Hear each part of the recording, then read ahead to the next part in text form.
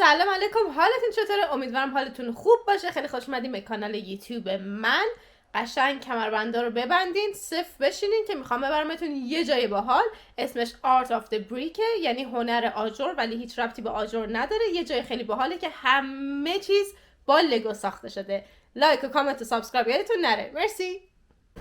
من دارم میرم سمت چیز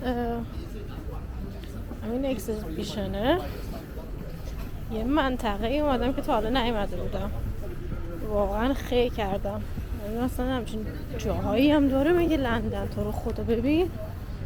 احساس میکنم هر لحظه همه میریزن سرم کتکم میزنن. خیلی اصلا در و داغونه اینجا. اصلا این مردم چپ چپ نگاه میکنن. از بغل هر کی رفت میشه چپ چپ نگاه میکنن.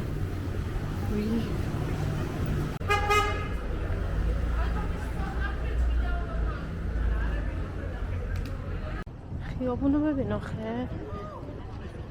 خدا من اصلا همچین چیزی تو لندن ندیده بودم، همچین جایی. بعد مثلا میکسه، نمیدونه آدم بگه مثلا چون انگلیسی نشین نیست خیابون، نمیدونی افغانن، عربن، هندیان، میکسن، همه چی توش میبینی. بعد یه ماشین اونجا دیدم پلاک دبی بود، یه رنج روور بود پلاک دبی. شبیه چیز این تو فیلم ها نشون میدم، مثلا منطقه خلافکارا همچی خونه هایی زندگی میکنن، شبیه اوناست به خدا. همه جا هم رو در دیوار گرافیتی، نقاشی. خیلی جای عجیب غریبیه. یه سیاه‌پوست همون برده رو میره فوش میده. دوربینو غلاف کنم که میترسم بزنن الان منو. رسیدیم. آقای گفت وقتی اون رسید به 0 میتونی بری تو. این که تایمر داره. خوشگله.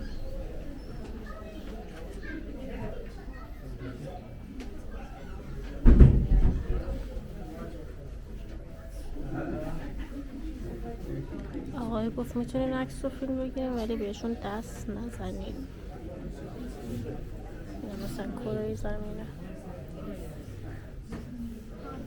میامش با لگوه.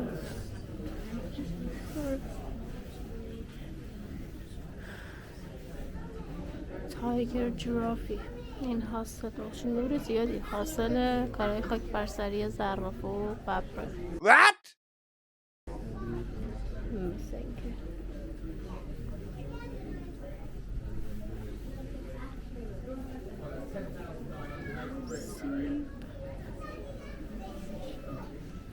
اینو چه فکری میکنه آقای؟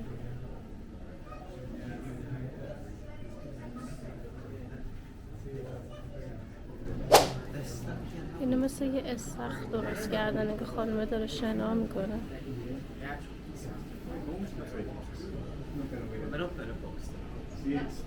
با مزه است.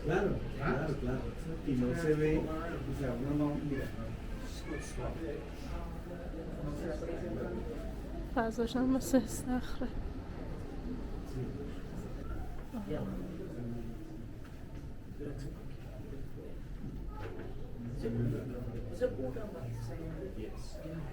این مثال نقی بود، میگفت دهنش جر بدم، خودش جر داده بود.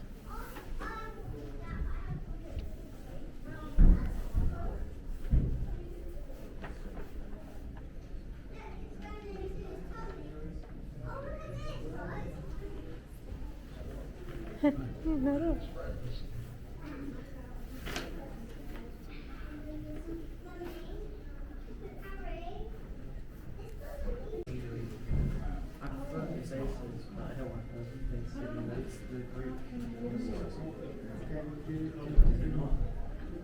نوری که از این چراغا خورد تو چشم، دارم کور میشم.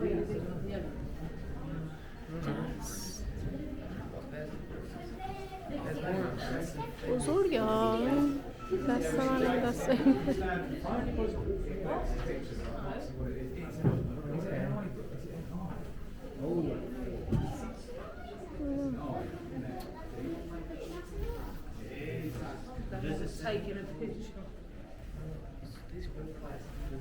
خوشگله. چیز جالبی. آقای کله مثلثی، خانم کله مربعی. نمیدونم چجوری تشخیص دادم اینو خانمان یا آقان، ولی دیگه تشخیص دادم دیگه. اینم کله دایره.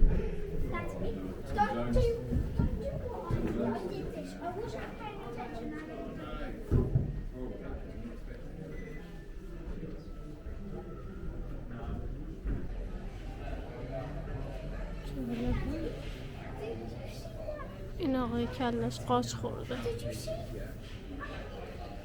حدود 8948 تا لگو تو اینه. 3 هفته طول کشیده تا اینو درست کنه. یا خدا جالبه.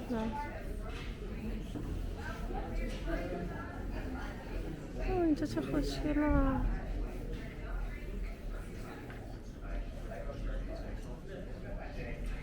کله اسکلت در رنگ‌های مختلف.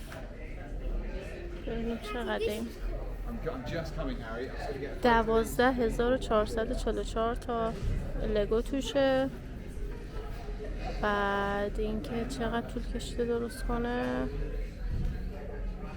بیشتر از 3 هفته طول کشیده که درستشون بکنه.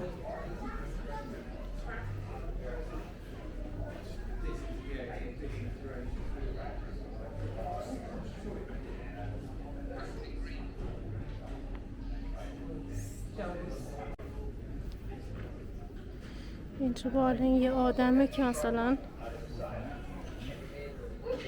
میخواد بیاد بیرون ولی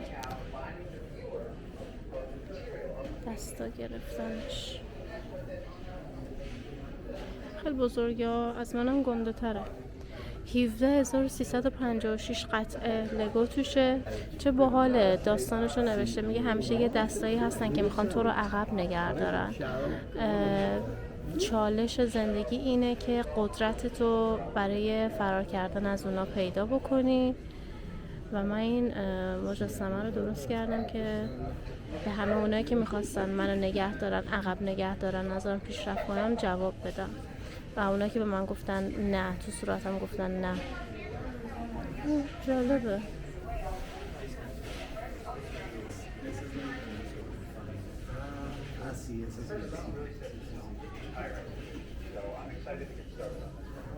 این یه آدم نصف است.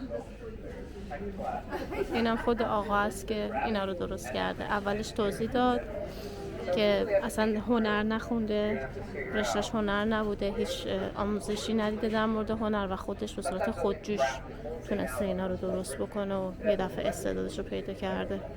حتی توضیح میداد موقعی که میخواسته بره دانشگاه رفته چیز خونده، وکالت خونده، وکیل شده، ولی بعدش این کار رو کرده. این مجسمه های اصلا سبک ایتالیاییه، میکلانج، ولی با لوگو. لوگو چیه؟ لگو. چه جالب.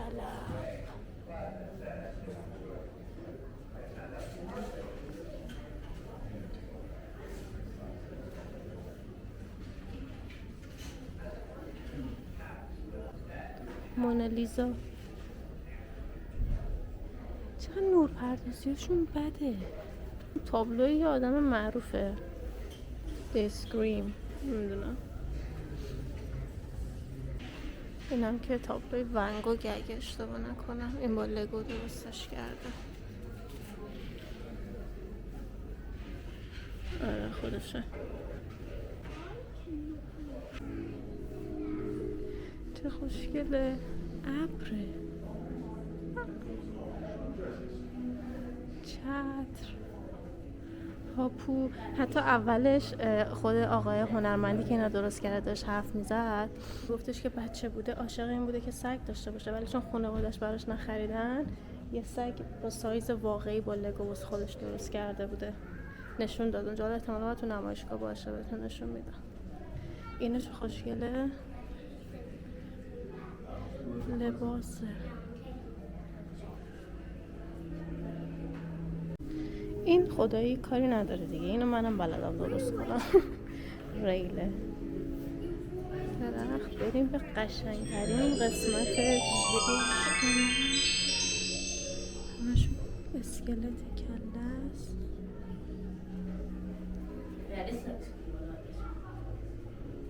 حالت اینفینیتی روم درست کردم.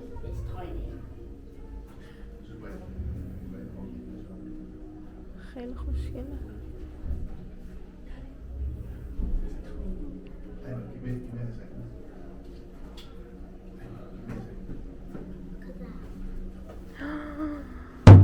دایناسور چقدر بزرگه.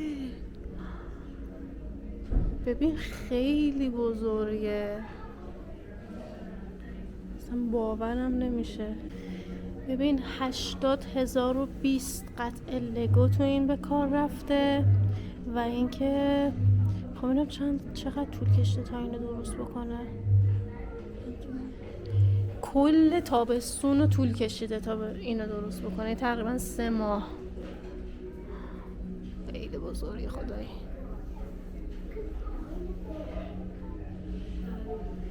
دایناسور جالب بود، قشنگ بود، ولی خب فکر میکردم خیلی بزرگتر از این حرفا باشه.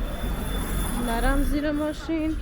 الان دوباره باید برم تو خیابون عجیبه که همه چپ چپ آدم رو نگاه میکنن، میخوام بزنم.